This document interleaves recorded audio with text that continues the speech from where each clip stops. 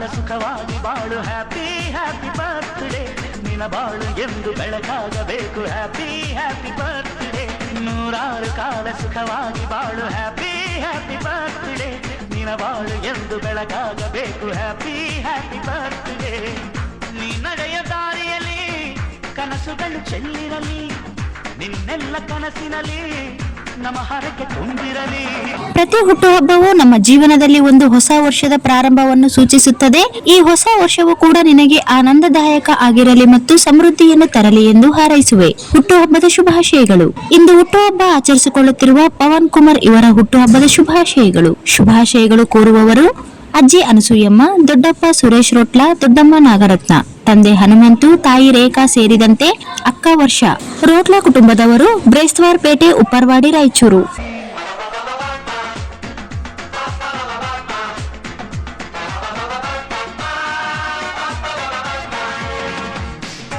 ನೂರಾರು ಕಾಲ ಸುಖವಾ